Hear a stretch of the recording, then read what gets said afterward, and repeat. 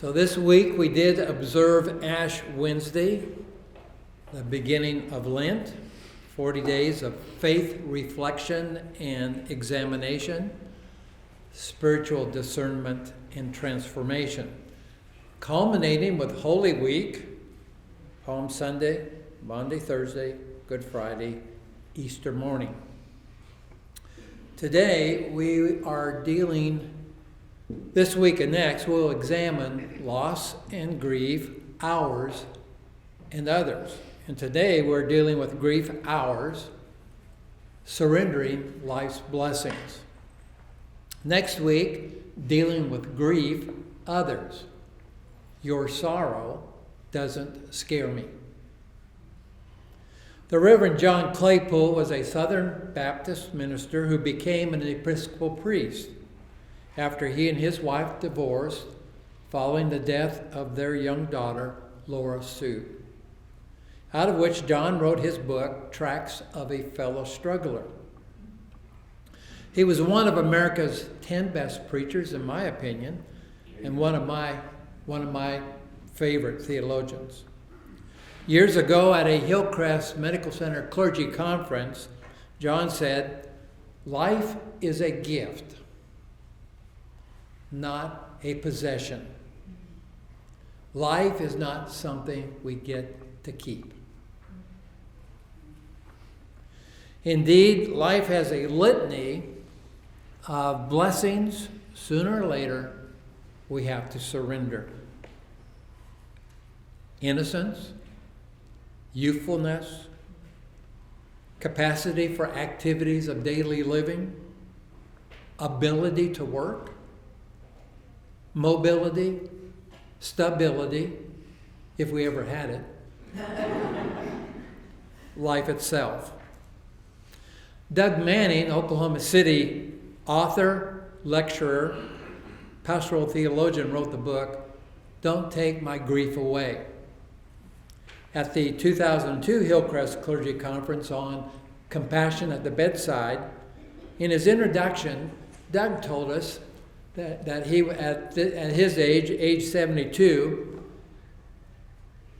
at his age anymore, if it didn't hurt, it didn't work.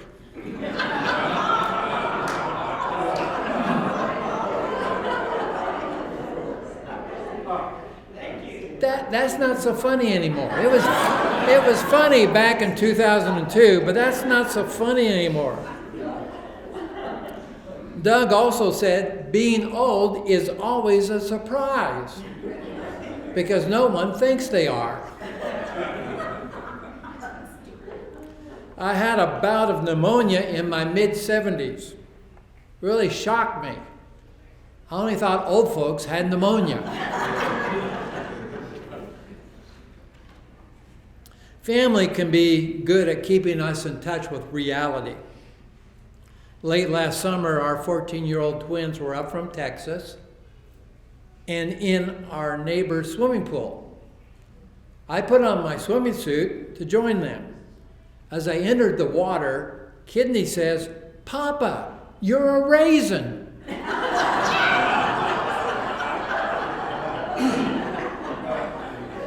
That's not so funny. Addie says, "Yeah, Papa." I retorted, "Well, that's better than being a prune." Then I asked, if I'm a raisin, what is Grandma? Kenny said, "A delicate rose." Don't ask if you don't want to know. That's, as bad as that is, that's not as bad as when I turned 60 and I was getting ready for work. And Kay says, "Ron, you got wrinkles in your butt." And I said, "Yeah, it's really bad when the wrinkles in your underwear are not your underwear."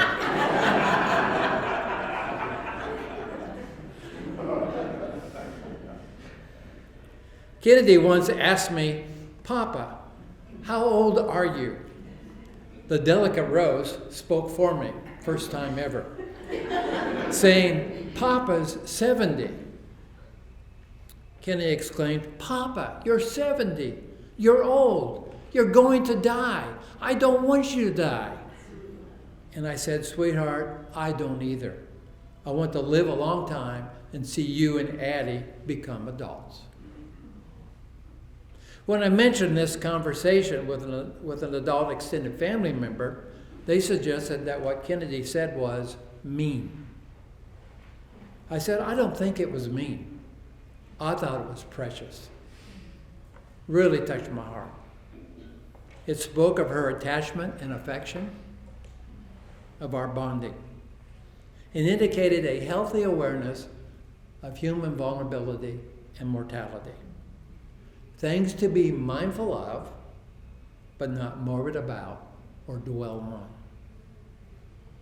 We've all lived long enough to know about having to surrender life's gifts, and to know this one called grief, and it hasn't always been good.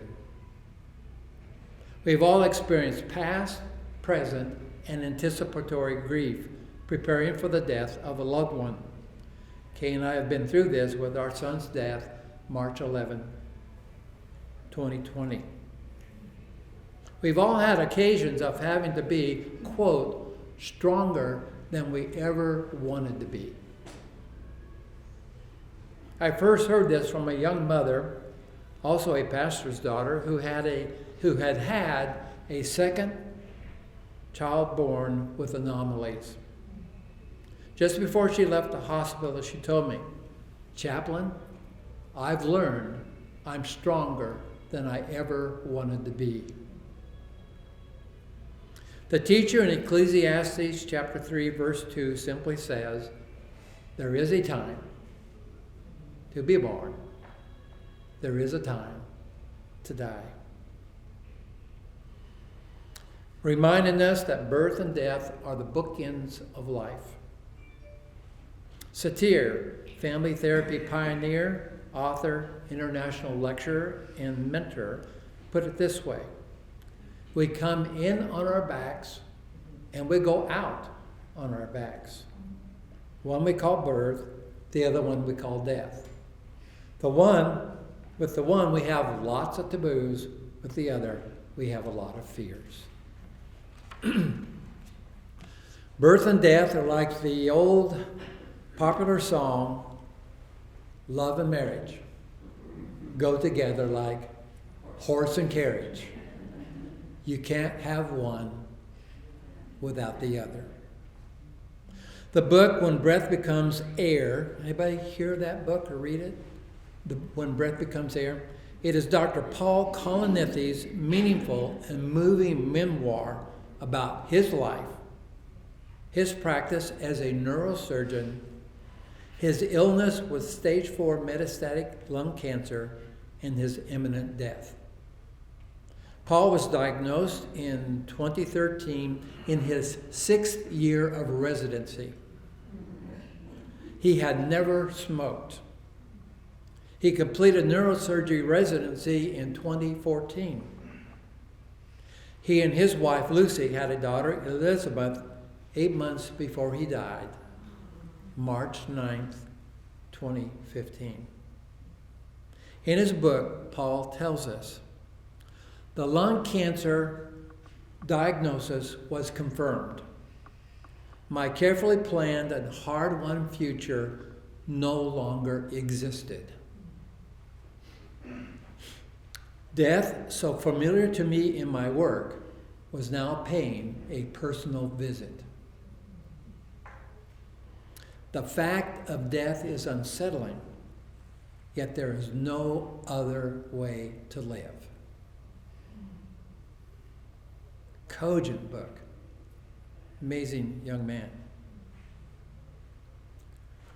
Ran into one of our physicians in a hospital in the Hillcrest Hall a few years ago. Had not seen Steve for some time. He had gone to the corporate office in Nashville as the corporate medical director, was in medical administration as well as practice.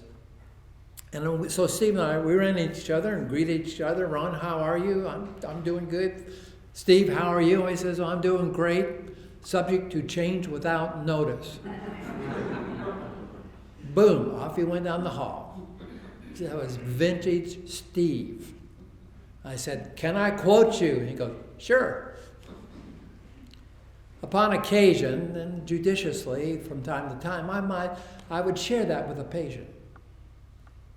One of our docs said, life is subject to change without permission. And one woman said, yeah, chaplain, without permission. The teacher of Ecclesiastes also says, verse 4, everyone grieves. There is a time to weep and a time to laugh. Verse 7, a time to mourn, a time to dance. Grief is a strong, sometimes overwhelming emotion, regardless of whether our sadness stems from the loss of a loved one or from a terminal diagnosis we or someone we love has received. Franciscan friar and ecumenical teacher Richard Rohr says, grief is one of the greatest occasions of deep and sad feeling. Certified grief counselor and author Mirabai Starr, after the death of their 14-year-old daughter Jenny, wrote, when someone you love very much dies, when someone you love very much dies, the sky falls. And so you walk under a fallen sky. That describes for me what it felt like. And at times still feels like when our oldest son Spencer died from brain cancer. He was 53. Happily married, great father with great kids, living a life and career with meaning, not stress-free, but very meaningful. Walking under a fallen sky, experiencing not only a profound sense of loss of Spencer, and this is what kind of was a new context for me. Not just missing him, but missing the way we were.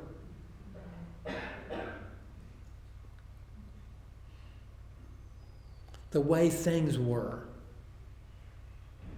The way things were in our extended family matrix. I continue walking many times by recalling over and over again something another grieving parent told me 30 more years ago. The mother of a 28-year-old married son who had 3 children, who was critically injured in a car accident, burned in a car accident, and in the intensive care at the Hillcrest Burn Center. I was on call one Friday afternoon, and the chaplain in the burn center gave me this young man's referral for me to check in on him and the family. And the staff. We always checked in on the staff too. And so that Friday evening I went by and talked with the nurse, went out, met his wife, pregnant with their 3rd child, met his 3-year-old daughter and 1-year-old son. The little daughter looked at me and said something about, Daddy's hurt. I said, yes, sweetheart, he is. And we're going to do what we can to help him. Found out that the young man's parents were, along with his maternal grandparents and his 10-year-old sister, were on an Alaskan cruise. And that they were not going to get back here to Tulsa until midnight on Monday, the following Monday. So that Monday evening at midnight, I was on the unit and met the parents along, and there was lots of family and church family and friends. and they all gathered around them, and eventually I met them and escorted them into the burn center and introduced them to the nurse, helped them get on their isolation gowns and masks and gloves, and stood with them as he greeted their son and expressed great love for him and prayers for him. And then watched them as they left the room and went down the hall and just collapsed into each other's arms before they went back out into the waiting room with all the family and friends and church family.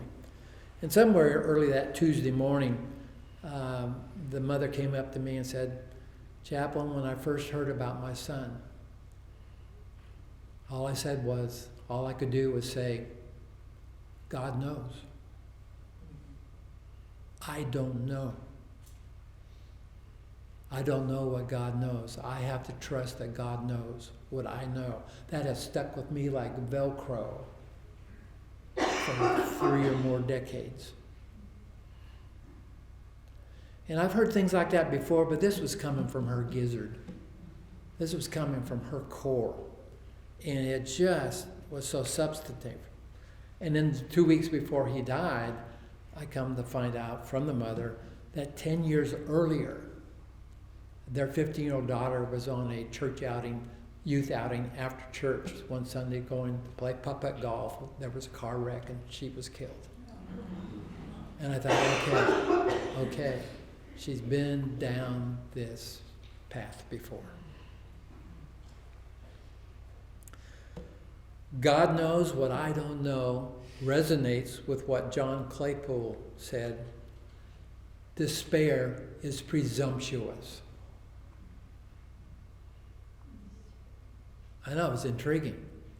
Despair is presumptuous, John Claypool said, and then said, because it presumes to see around the next corner. How profound is that? Presumes to see around the next corner.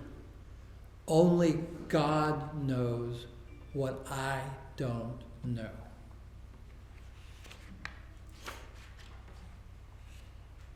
Maybe the delicate rose, too.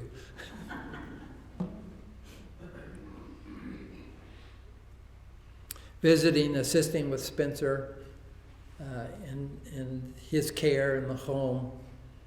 We were together near his time of departure, and Spence said, "I would like to be floating in some warm ocean water somewhere." And I recalled, like when we all went to the beach at Clearwater, Florida. Oh, that would be so nice. One of these days, I'll be floating on a cloud in the sky. I said, I'll think about that in the future when I see a cloud, and I'll think of you. I was at his bedside when he caught the next cloud. Grief can take many forms. Grief can be delayed grief. Grief that we don't fully experience until quite a while after our loss. Any aspect of our grief that has yet to be faced when we have taken the grief later versus now path. Grief later versus now until later path. For some of us, it just takes a while for our grief to settle in. Some of us might postpone or preempt our grief because of the severe shock of the loss. Denial can play a big part in delayed grief. And I've learned to deeply respect people's denial. Sometimes we need a sabbatical from reality. Need time to get our slats back underneath us before we can fully deal with a super sad loss. Before we can start walking under a fallen sky. I sometimes feel like in pastoral care and counseling, grief is sometimes God's grace. It gives us that sabbatical from reality. Or we may be bombarded by the pragmatics of loss and death, need to take care of business and or others, need to function rather than feel. Delayed grief eventually catches up with us. It might arrive a few weeks or months after the funeral, sometimes even years, sometimes even surprising us. Delayed grief is often disguised as a pervasive funk or even devastating sadness that hits us out of the blue. Have you ever been caught off guard or ever been ambushed by grief? Anybody besides me? Yeah. One individual suggests grief is a sneaky bitch. Might need to be a little inclusive and say sneaky SOB, but in the mid-'70s, I was going through a personal crisis and had gone to Allied Plumbing near 3rd and Peoria, needing parts for a leaky faucet. While I was standing at the counter waiting for my part of my pain over a pending loss bubbled up.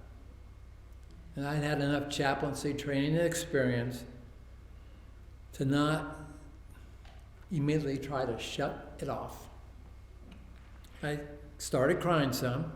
My plumbing started leaking. And I just let the tears flow. Blessed the clerk who got my part and took my money. Tears and all. Grief can become complicated, exaggerated bereavement when we are caught up in ruminating about the circumstances and consequences of a loved one. Profound disbelief or denial of the death. Imagine our loved one is alive, still alive, avoiding things that remind us of them. There was the time on the oncology unit when a young adult male grandson was deeply grieving the death of his grandmother and engaged us around the possibility of him taking her body home and putting her in the freezer at home. And we just sat with him and listened with him and supported him until he was able to get to the point where he could go home without grandma.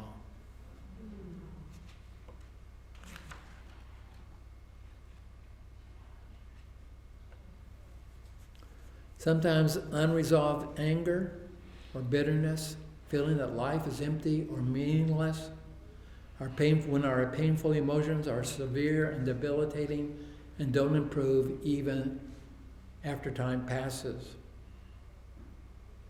Often occurs after sudden and unexpected death and or disruption of family stability. In the Netflix movie Woman in the House Across the Street from the Girl in the Window, anybody see that? It's not a fun one, but it's pretty profound. Mother Anna asks daughter Elizabeth to give her a kiss before she goes. Elizabeth says, playing with her doll, "I can't." Mom asks, "Why not?" Elizabeth replies, "Because I'm dead." Mom says, "How do I keep forgetting that?" And these are not indictments or criticism or judgments. These are awarenesses about relevant dynamics and complex issues that in our humanosis we go through. That's my favorite word these days, humanosis. I had a client tell me she was digressing back into some of the acrimony of her divorce and single parenting and the absent father, and she said, "Oh, Ron, I'm just getting back into my psychosis." I said, "Psychosis, hell. This is not psychosis, it's humanosis. It's just stuff we do." Anyway, some cogent quotes from the movie. When your past is so present, how can there be a future? There can't. You're just stuck in the past, in the present with your past. You can't. You're just stuck in the present with your past. Grief can really derail things. Elizabeth had to die that day, but you don't have to die with her. Grief can be traumatic when we not only have grief, but also PTSD.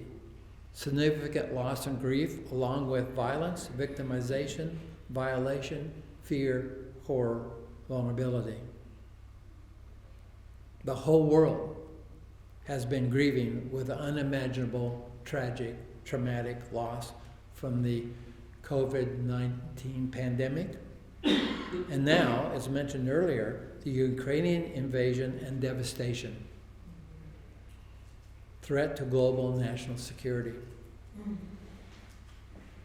I recently attended the Ground Rounds COVID-19 update at Hillcrest Medical Center in February. Excellent medical CEU program, and presenter, her name was Kathy. It was very interesting. First of all, I was glad I didn't get COVID attending the COVID update. I did come away with two significant heightened awarenesses. Kathy did a timeline from March 12th, 2020, first recorded COVID case in Oklahoma, to the first spike, which came down. And then the Delta spike, which came down. And then the Omicron spike, which seems to be coming down. Wasn't as acute. The acuity was not as great, but the numbers just ballooned, just boomed and ballooned, and she talked about how the impact of all that on the doctors and the nurses and the healthcare team. And we all knew that, but this just really heightened my awareness of how significant that impact was. All of the fallout, the PTSD, the secondary trauma, the compassion fatigue, the stretch and strain of providing care. I thought about what a huge COVID burden they have carried through this time, and how remarkably well they have carried it. And Kathy made this comment. She says, we went through all that, but by the time we got to the Delta spike, at least we had been through the first spike, and we were better prepared, better equipped, better capable to deal with it.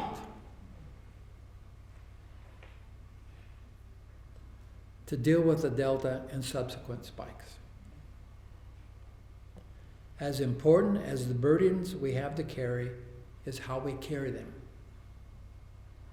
And we can use past burdens to inform and empower how we deal with present and future burdens.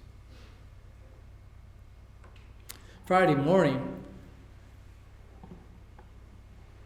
I tuned in MSNBC reports.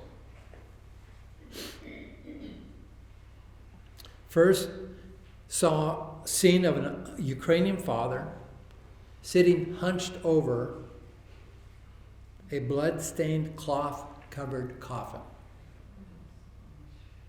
grieving the death of his teenage son. Then I heard MSNBC's Chris Jennings interview Nate Moog, CEO of World Central Kitchen. I'd never heard of it. World Central Kitchen, providing crisis food service in Ukraine in collaboration with World Food Program, another program, and Poland and United States and others. I first wrote down, I looked up, and I thought, hell, I don't look up anything anymore. I Googled World Central Kitchen mission statement. Mission statement. Where there is a fight, so hungry people may eat, we will be there.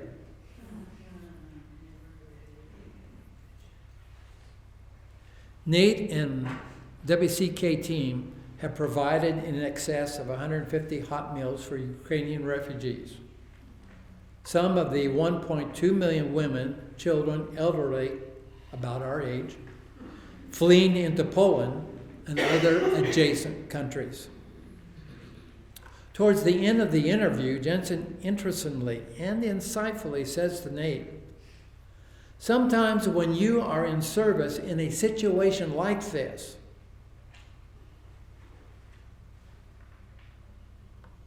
and I thought about healthcare providers in COVID-19. Sometimes when you're in service in a situation like this, especially people who have been in a situation like this before, you don't process it fully.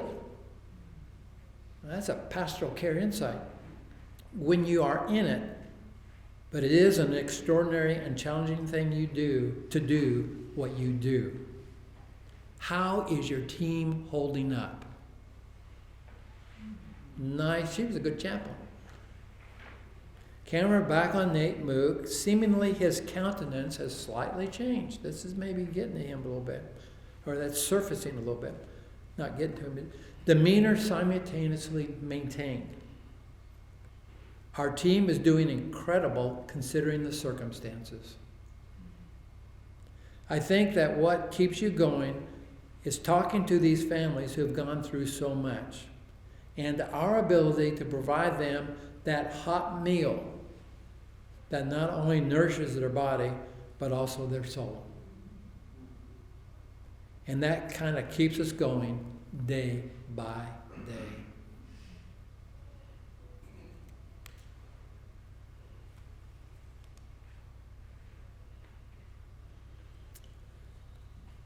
In dealing with grief, in these kinds of situations, it's very important to monitor how we are holding up and find ways to keep going day by day.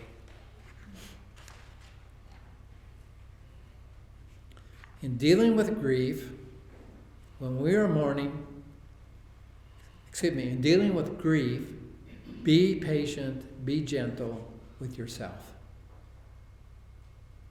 When we are mourning, our mind and body and soul need time and energy to mend, to repair. There's a time for tearing, there's a time for mending. Need to mend and repair. Dan Mosley did the virtual grief seminar for us last year. I really liked it. Was really a good imagery that he has, that grief is not a 4-lane turnpike. It's more like a backwoods, winding country road with sharp turns, switchbacks, chug holes, dicey shoulders, turnouts, overlooks, rest stops, hills, mountains, hailstorms.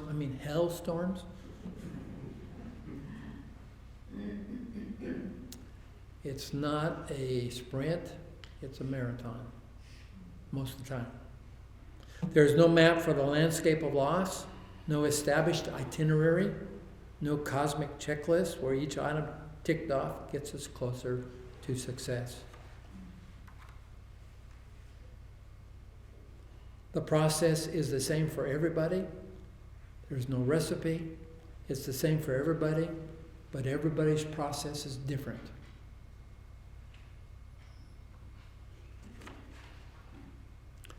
Accept our grief.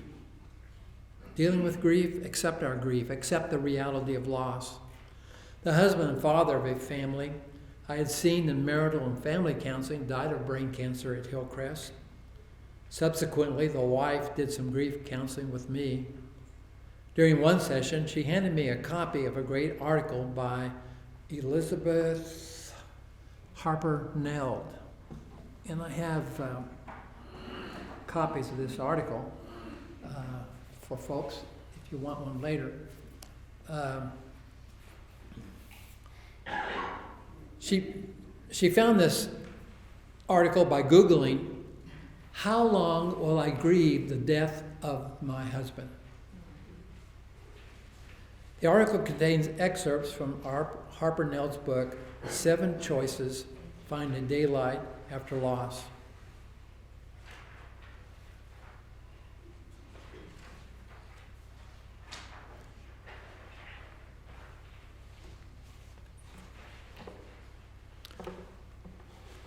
The article, "How Long Is This Grieving Going to Last?" contains excerpts from Harper Neld's book, 7 Choices, Finding Daylight After Loss. Regarding the death of their son Cliff, Elizabeth writes, "I don't think you ever get over the loss in your heart. I think you have to acknowledge the fact that when you love someone and that person is gone, you're going to miss him or her. And that has nothing to do with your spiritual strength or trust or even with whether you've been true to your grieving. It's a perfectly human thing, humanosis, it's a perfectly human thing to continue to miss someone who has died. We reach a place where the loss is integrated into our lives and does not dominate our lives." There's a movie entitled Adrift, true story. It's an adventurous young couple who met serendipitously in the South Pacific, fall in love, and sail off on a sailboat that he had built and off into the sunset in an unforeseen typhoon. As they're struggling in this horrific storm and before their sailboat rolls over, he sends her below saying, "No matter what happens, our boat will right itself." She wakes up the next day in the cabin, modern cabin, in the hall, and is okay after having been knocked out. The boat is upright and afloat. He's nowhere to be seen. She scans the ocean with binoculars, looking for him for days, finally spots the little dingy lifeboat off in the distance, floating upside down. With a rope tied to her in the boat, she swims over to the sailboat. She swims over the dinghy and finds him clinging to the lifeboat. She gets both of them back and into the sailboat. They survive on food and water from salvaged supplies and from Mother Nature, rain and fish. He's seriously injured, had been knocked on the head, had infection maybe from a broken leg. They're adrift for 40 to 50 days. Situation is dire. He's dying. He says to her, "I wish I had never met you. If it weren't for me, you wouldn't be in this mess." She responds, "Then I wouldn't have us to remember." Yeah, that was my thought about that experience. Then I wouldn't have us to remember. He succumbs to his injuries. She survives, eventually drifts ashore, and after recovering from the ordeal, reportedly continues sailing.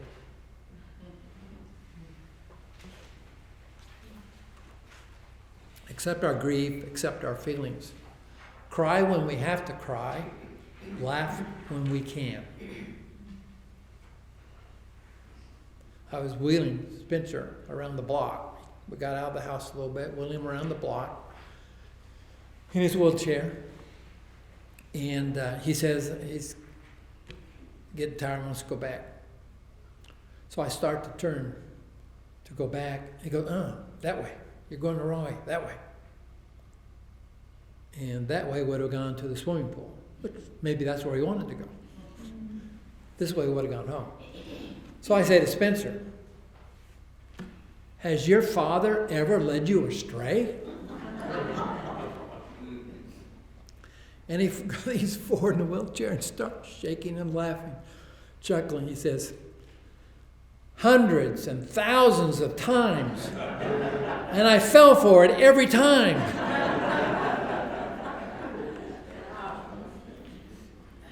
And then there was a time when our youngest son, his brother, comes down with Bob. You just have to know Bob. And so they show up. And they're going to have a time with Spence. And they're going to video games and beer and barbecue. And so they have arrived. They're in the family room and getting all set up, and I knock on the bedroom door, and Kristen comes to the door and says, yes, and I go, let the BS begin. And Kristen says, is Nana here? Nana is what the twins call her mother. I couldn't wait to tell Nana. Is Nana here? And then there was a time they had someone come in for a while. Some friends paid for it once a week on Wednesday mornings to do some house cleaning. And we were down, and I had been out doing errands, and come back, and Sandy's there, in her mid-40s, cleaning, and I'll go in. Shortly, I'm into the kitchen, going to get something ready for lunch, and Sandy's over in the kitchen, near the counter, where there's a 6-pack container for wine that has 4 bottles of wine in it. And I say to Sandy, Sandy, that's Grandma's wine. She goes, oh, okay. And I said, yeah, she gets liquored up every night. And without batting an eye, she goes, I wonder why.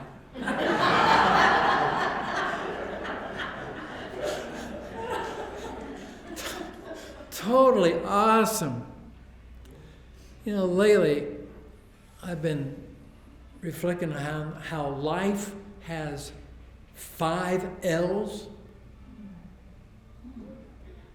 Living, loving, losing, lamenting, learning. After preparing for today, I think life has 6 L's. Living, loving, losing, lamenting, learning, and laughing.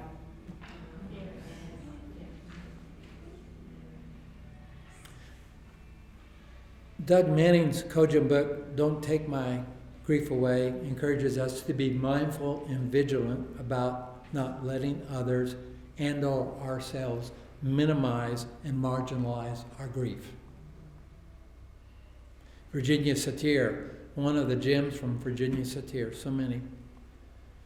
Virginia Satir tells us, don't let others' limited perceptions define who you are. That's a challenge for little kids, isn't it? It was for me. It's a challenge for me as an adult.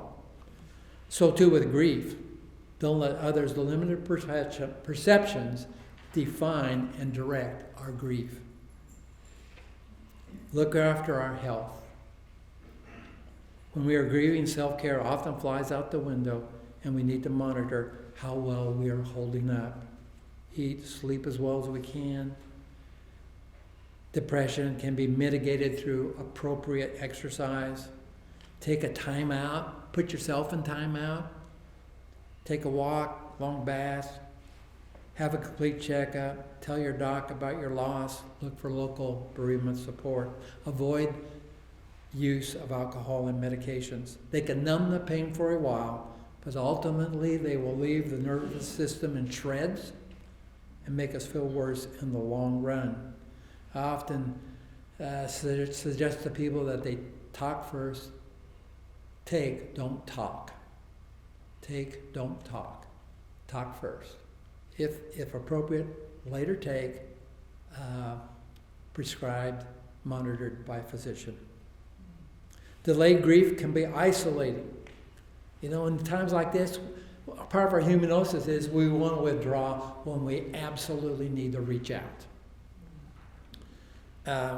It can be isolating. It can feel as though everybody else has moved on. And even if they have, that does not mean that it's too late to talk it through. Shakespeare knew the importance of expressing our sorrow and sadness. In Macbeth, Acts 4, Scene 3. Ne'er pull your cap upon your brows. Give sorrow words. The grief that does not speak whispers the o'erfraught heart and bids it break. Don't cover up your grief. Don't suppress it. Don't repress it. In addition to doing that, express your sorrow. Don't get stuck there. If we don't deal with it, it deals with us. Give sorrow words. Years ago, visiting with a woman in the oncology unit, at some point she said, "Chaplain, I know I'm not supposed to question God. I know I'm not supposed to ask God, why?" At some point I said, our visit makes me think of Good Friday and Golgotha. And Jesus on the cross when he cried out, my God, why have you forsaken me?" And with an animated voice she said, "Boy, can I identify with that." Can't we all? Much of the time, the why question is not a question. It's more like furious faith or the howl of the heart. At times, we all need a safe place to hate. God can handle it. The question is, can we? Will we? How will we do it? We all get PO'd when life tells us no. Doug Manning suggests, keep your cussing current. Cussing is different than cursing.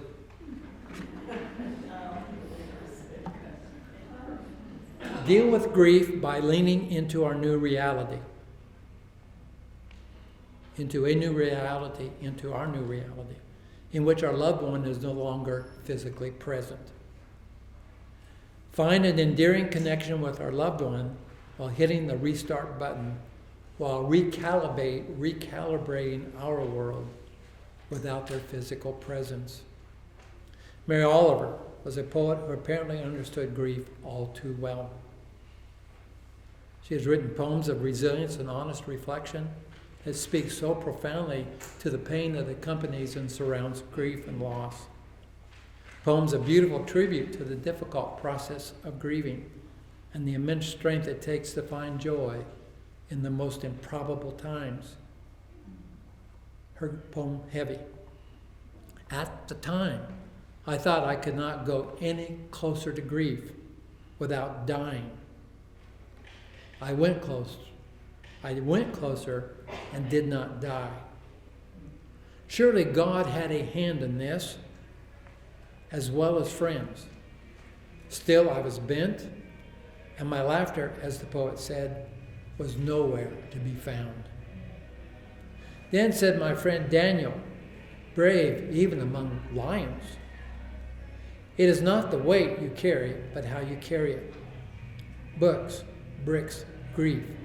It's all in the way you embrace it, balance it, carry it, when you cannot and would not put it down." So I went practicing. Have you noticed? Have you heard the laughter that comes now and again out of my startled mouth? How I linger to admire the things of this world that are kind and maybe also troubled. Roses in the wind, the sea geese on the steep waves.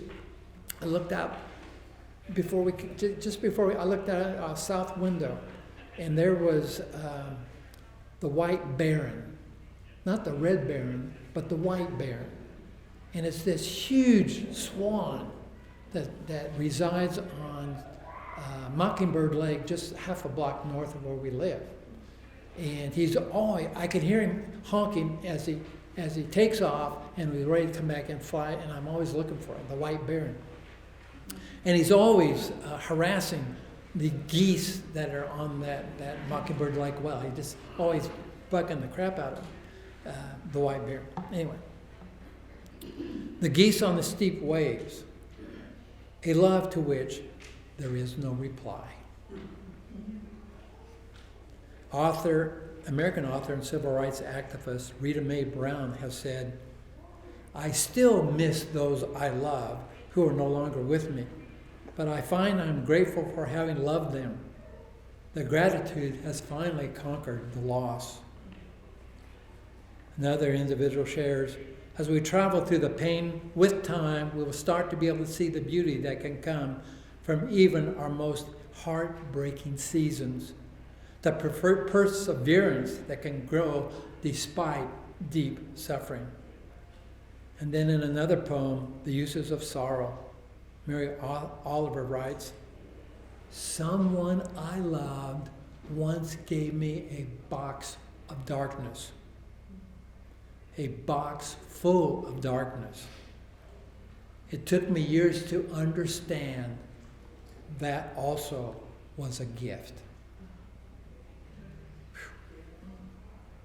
First century European minister, a year after his wife had died, wrote, "I've been all the way to the bottom,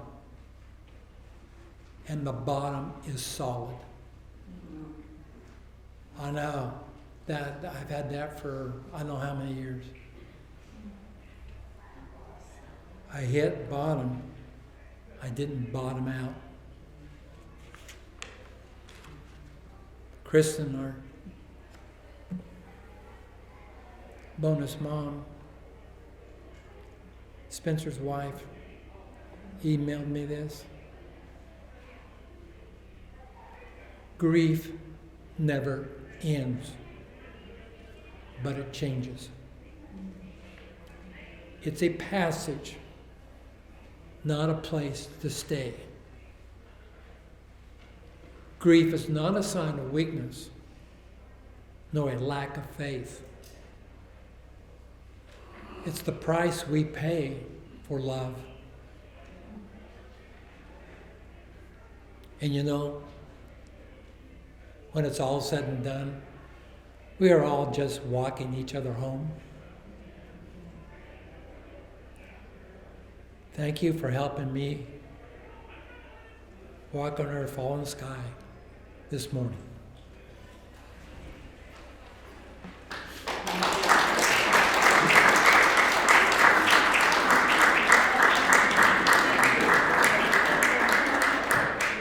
We look forward to next week now.